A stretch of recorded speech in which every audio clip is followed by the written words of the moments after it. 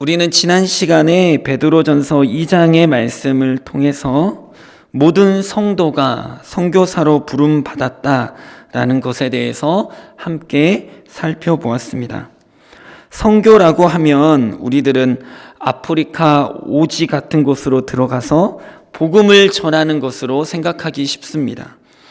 하지만 베드로 사도는 삶의 자리에서 선을 행하는 것, 그것이 바로 선교라고 가르쳐 주었습니다.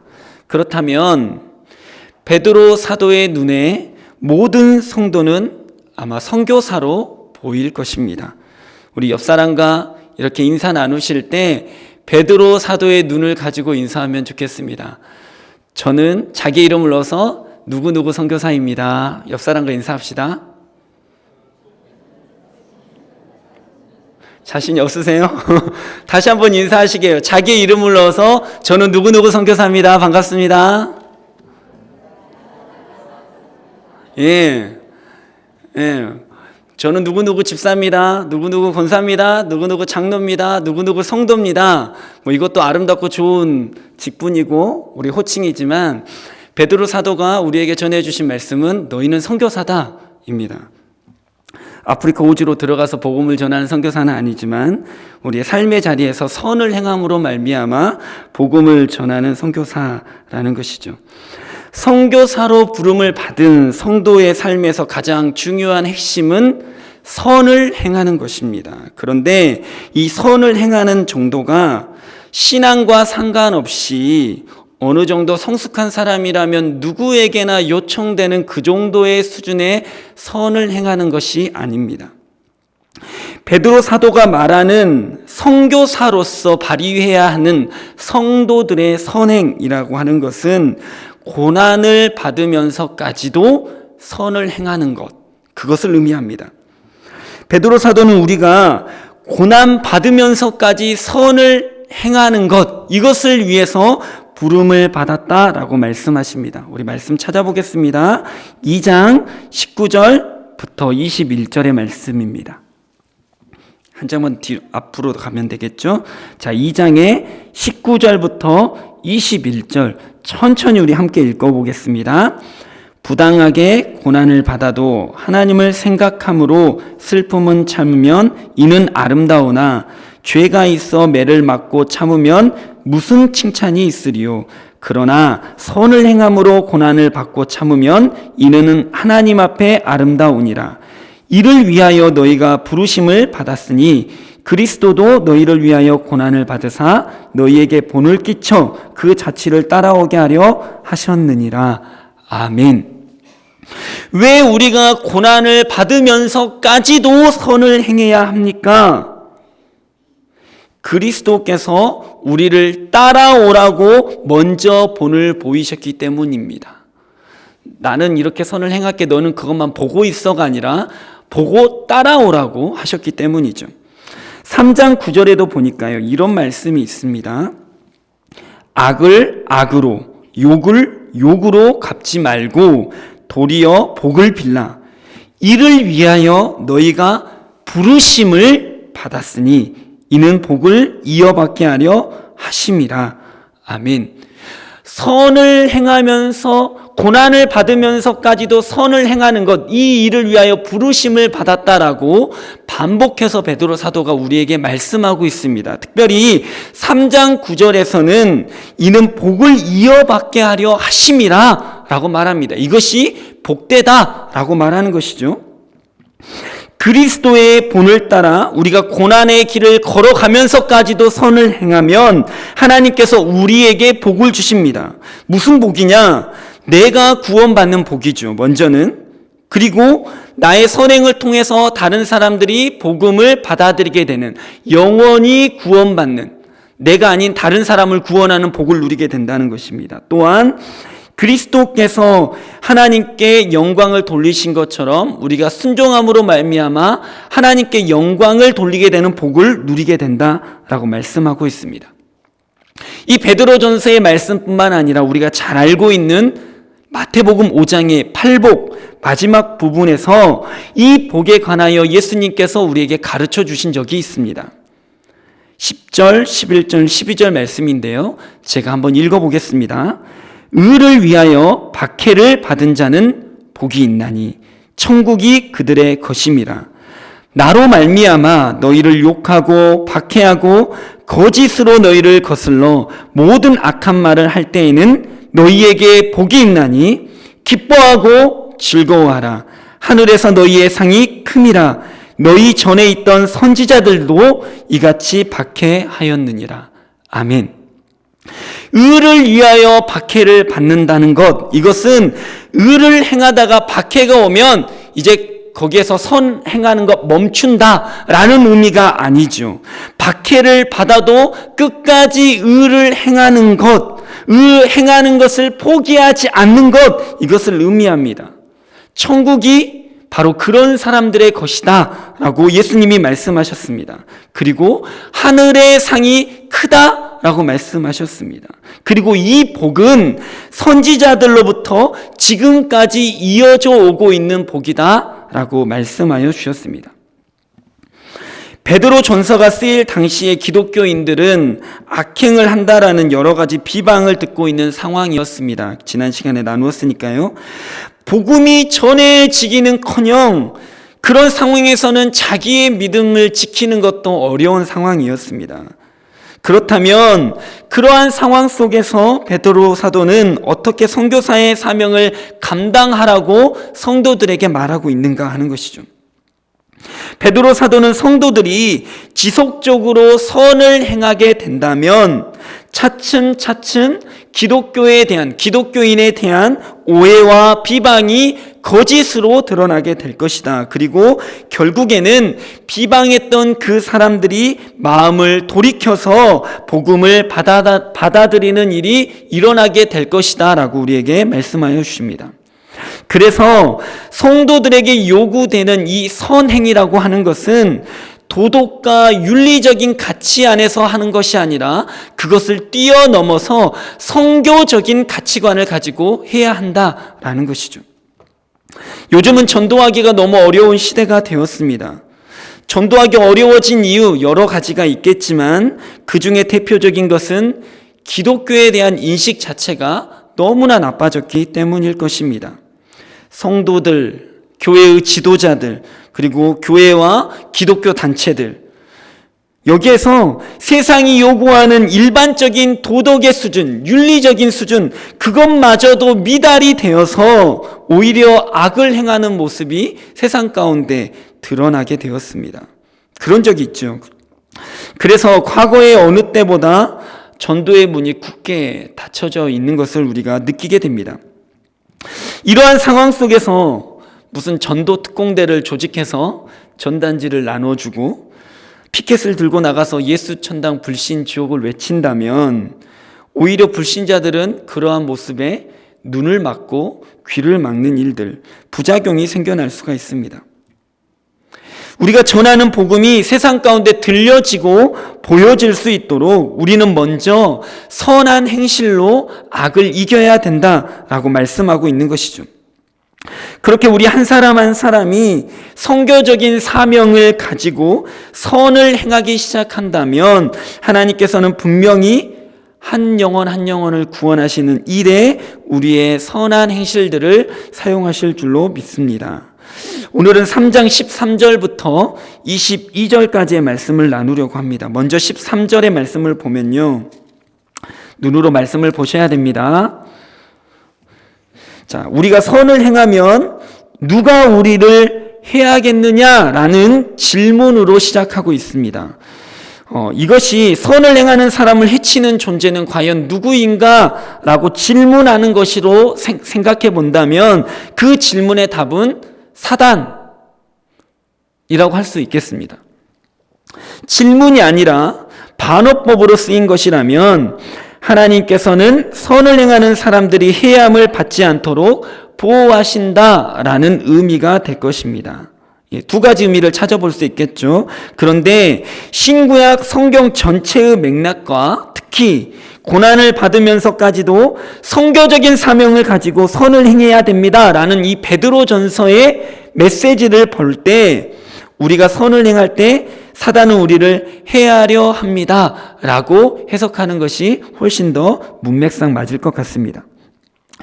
이 마음을 가지고 13절과 14절의 말씀을 함께 본다면 이렇게 쉽게 풀어볼 수 있겠습니다. 우리가 선을 행하면 사단은 우리가 더 이상의 선을 행하지 못하도록 해를 끼칠 것입니다. 그래서 두려움과 근심을 갖게 할 것입니다. 세상의 사람들은 이러한 고난을 두려워하지만 성도들은 그러한 고난을 두려워하거나 근심할 필요가 없습니다. 왜냐하면 그러한 고난은 실제로 우리에게 복이 되기 때문입니다. 이해가 되시나요? 성경을 보면서 들으셔야 됩니다. 제 말만 들으면 그냥 흘러갑니다. 이 복에 대한 실체는 우리가 설교 앞부분에서 먼저 나누었습니다. 먼저는 자신이 구원받는 것이고 자신을 통해서 또 다른 영혼이 구원받는 것, 하나님께 영광을 돌리는 것, 하늘의 상급이 쌓이는 것, 이것이 하나님의 복입니다. 이렇듯 우리에게는 확실한 하늘의 소망이 있기 때문에 이 땅에서의 고난을 받으면서도 선을 행할 수 있는 이유, 동기가 된다라는 것이죠. 이러한 모습이 세상의 사람들에게는 이해가 되지 않습니다. 왜냐하면 세상의 사람들은 하늘의 소망을 가지고 있는 것이 아니라 이 땅의 소망을 가지고 있기 때문입니다. 그래서 우리의 모습을 보고 사람들이 이렇게 물어보게 되는 것이죠. 너희가 그렇게 살아가는 이유가 무엇이냐? 물론 이렇게 물어보기까지는 한 번, 두 번의 선행을 했다라고 물어보진 않을 것입니다. 한 번, 두 번 어떠한 일을 참아냈다고 그래서 물어보지는 않을 겁니다. 수년 혹은 수십 년이 지난 후에야 물어볼 것입니다.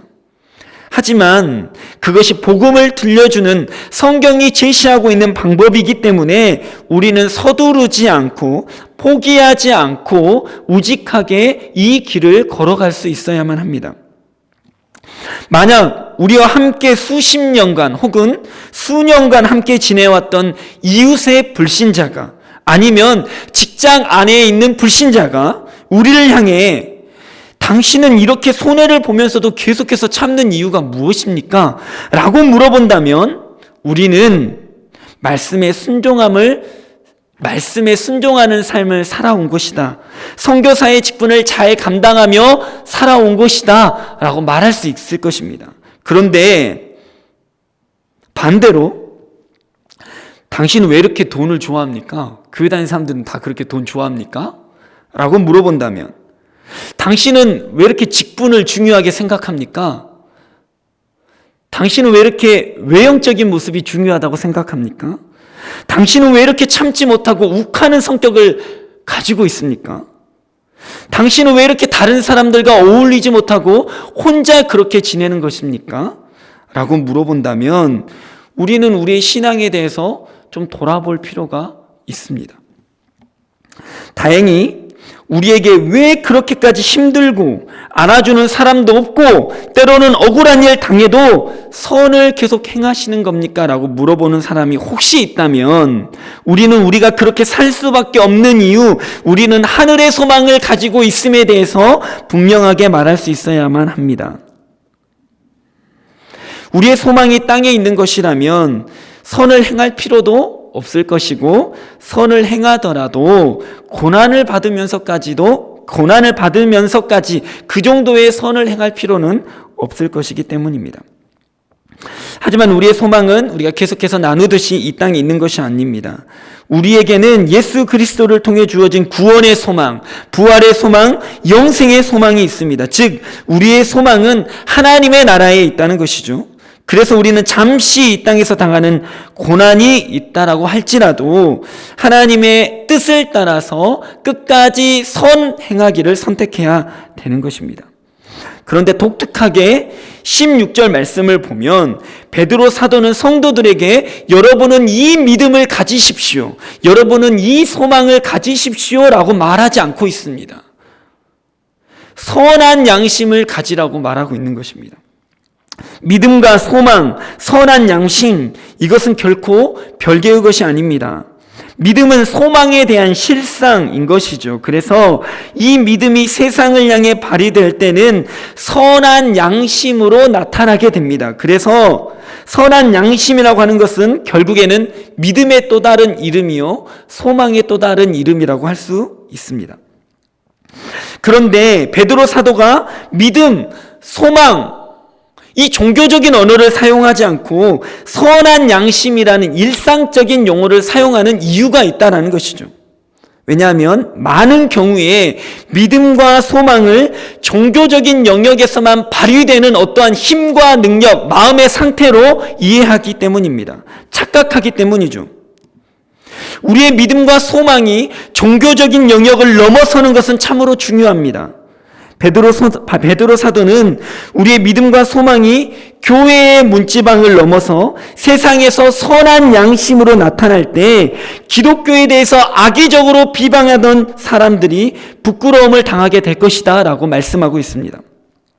이것을 뒤집어서 생각해 보면 우리의 믿음과 소망이 종교적인 틀 안에서만 갇혀져 있다면, 그래서 교회의 문지방을 넘지 못하고 교회 안에만 믿음과 소망이 차고 넘친다면 우리는 세상으로부터 계속해서 비방을 받고 부끄러움을 당하게 될 것이다 라는 의미가 됩니다. 이어지는 17절 말씀을 보면 베드로 사도는 우리가 잊어버리게 될까 봐 걱정이 되는지 또다시 반복하고 있습니다. 선을 행함으로 고난받는 것이 하나님의 뜻입니다. 쉽게 설명하면 선한 양심은 도덕과 윤리적인 영역의 것이 아니라 믿음과 소망의 영역, 하나님의 뜻의 영역, 즉 하늘의 영역이라고 말씀하고 있는 것이죠.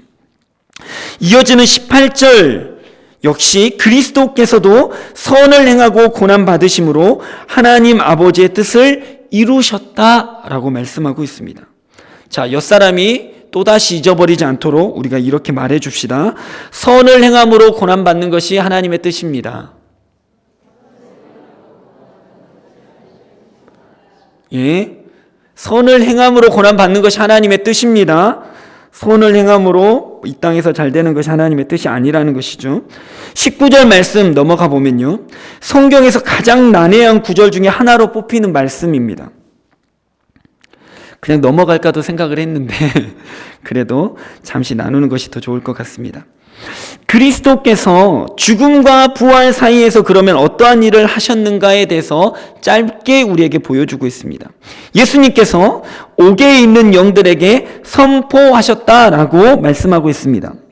여기에서 선포한다라는 것은 복음을 전한다라는 의미로 먼저 해석해 볼 수 있습니다. 그렇다면 성경의 다른 내용과 잘 맞지 않는 부분이 생겨납니다. 예를 들어서 예수님께서 부자와 나사로의 비유를 하셨습니다. 여러분도 잘 아실 텐데 그때 뭐라고 말씀하시냐면 천국과 지옥 사이에서 서로 오갈 수 없는 큰 구렁텅이가 있다라고 말씀하셨습니다.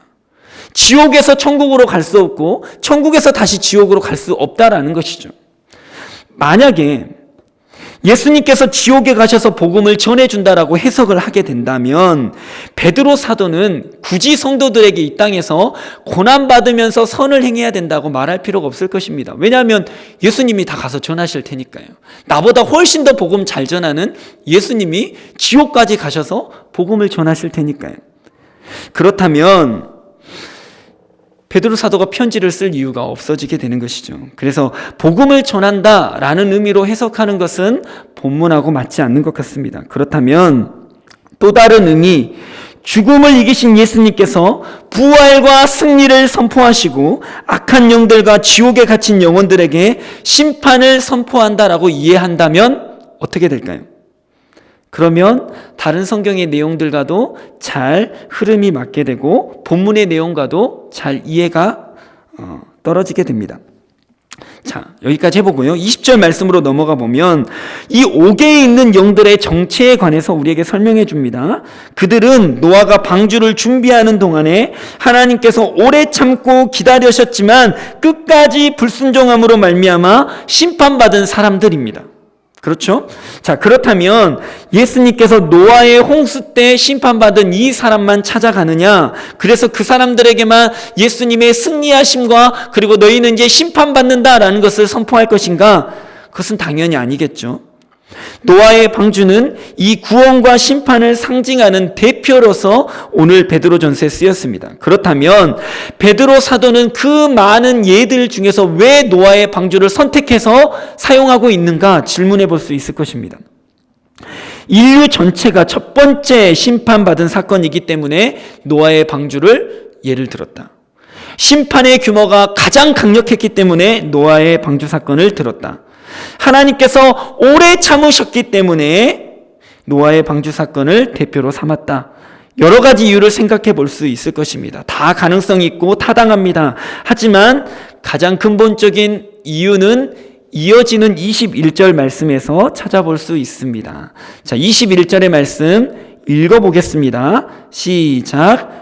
물은 예수 그리스도께서 부활하심으로 말미암아 이제 너희를 구원하는 편이 곧 세례라.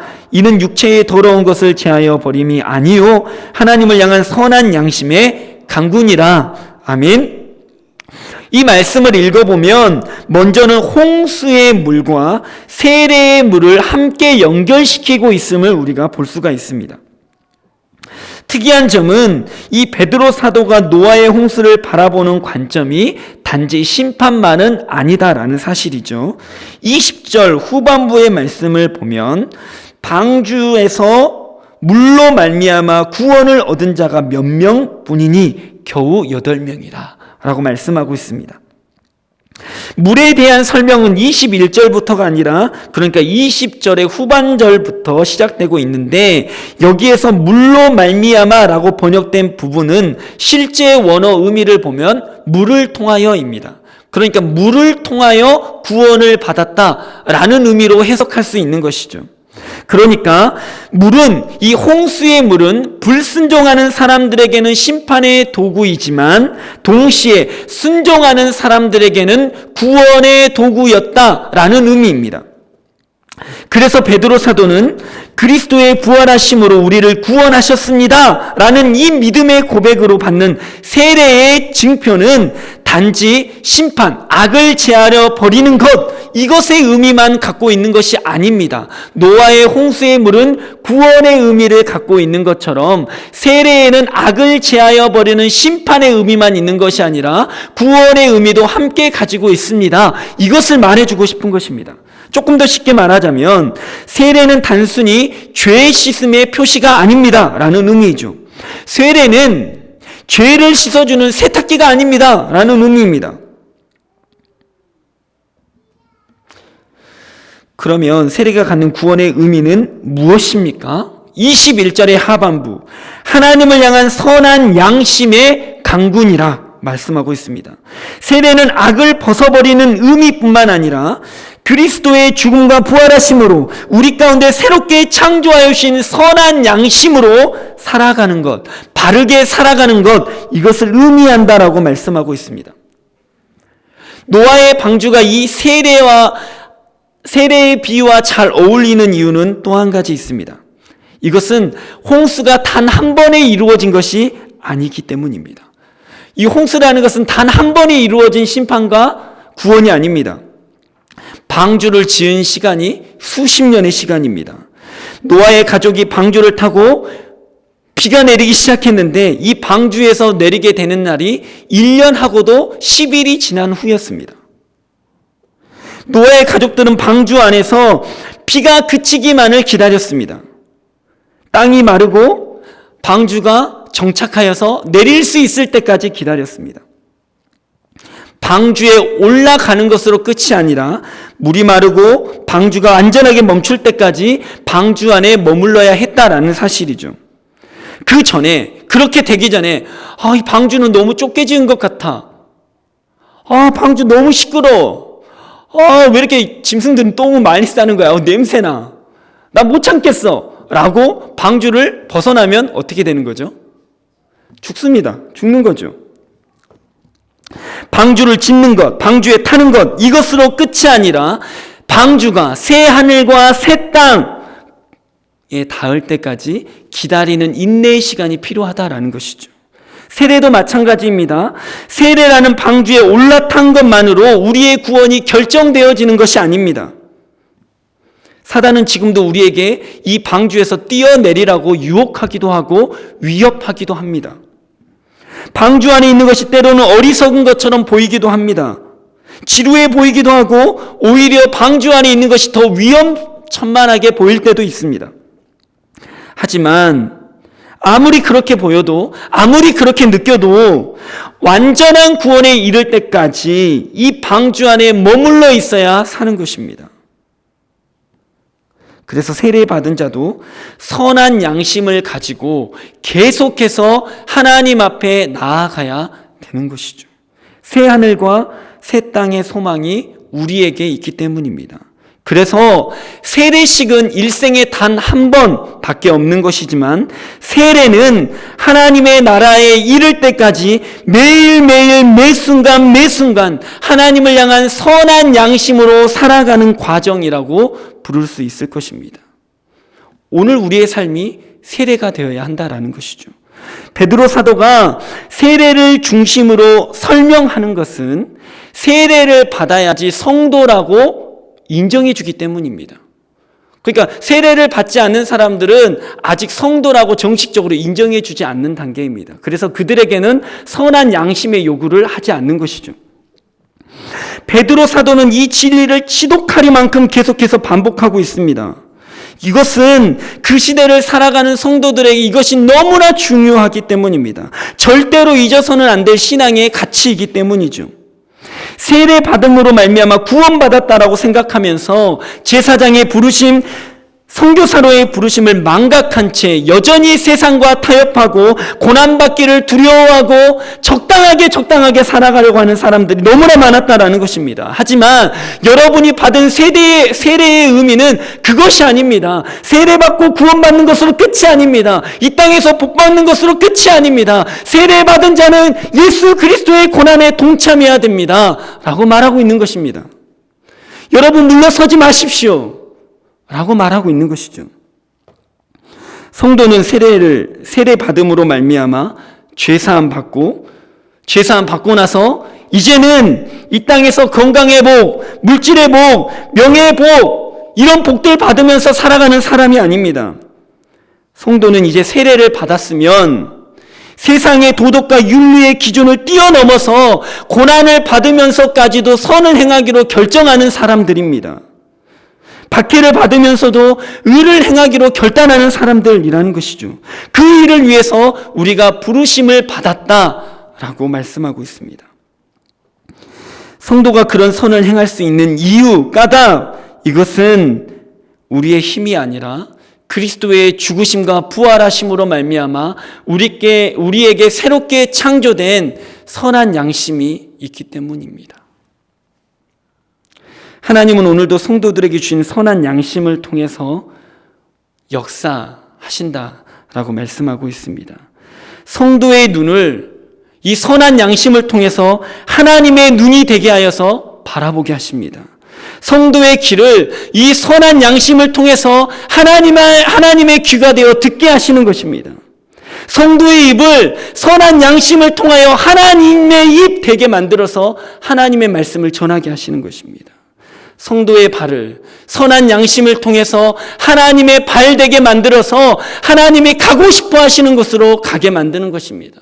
성도의 손을 선한 양심을 통하여 하나님의 손 되게 하여서 하나님의 일하시는 것을 하게 하시는 것입니다. 그리고 결국에는 성도의 마음을 선한 양심을 통하여 하나님 마음 되게 만드시는 것입니다.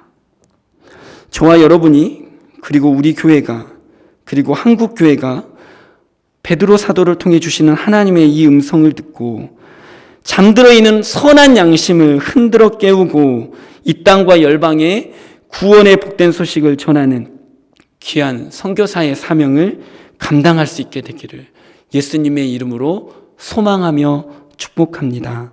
아멘. 기도하겠습니다.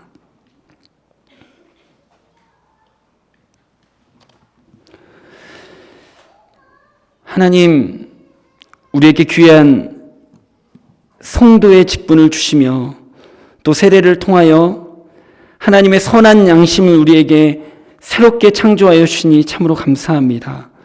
하나님, 세상의 윤리와 도덕이 아니라 그것을 뛰어넘는 하나님의 선한 양심을 가지고 그리스도께서 고난받으시기까지 선을 행하며 참으시며 하나님의 영광을 구하였던 것처럼 우리의 삶이 그리스도를 본받아 이 선한 양심을 가지고 고난을 받으면서까지도 선을 행함으로 하나님 이 땅 가운데 예수 그리스도의 복음을 전하는 선교사의 사명을 잘 감당할 수 있도록 주님 도와주옵소서. 가정에서, 직장에서, 학교에서, 사람들과의 모든 관계 안에서 하루 이틀 안에 이루어지는 일 아닐지라도 하나님 몇 년, 수십 년이 걸릴지라도 하나님 우리가 믿음을 가지고 소망을 가지고 하나님 이 일을 멈추지 않고 행할 수 있도록 주님 도와주옵소서. 하나님 이 땅의 교회가 선한 양심을 저버렸기에 세상 가운데 손가락질 받고 비난받는 일들이 있습니다. 주님 긍휼히 여겨주시고 불쌍히 여겨주시며 하나님 우리의 선한 양심을 흔들어 깨워 주시옵소서. 이것이 믿음과 다른 것이 아니라 믿음의 또 다른 이름임을 세상 가운데 나타내지는 하나님의 거룩하신 모습임을 깨닫게 하여 주옵소서. 하나님 한 번의 세례로 끝나지 아니하고 날마다 하나님의 은혜의 세례 가운데 살아갈 수 있도록 주님 도와주시옵소서. 이 역사가, 이 일이 하나님 우리를 통해, 우리 교회를 통해, 이 땅의 모든 교회를 통해 이루어질 수 있도록 주님 은혜를 베풀어 주옵소서. 감사드리며 우리 주 예수님의 이름으로 간절히 기도합니다. 아멘. 우리 찬송가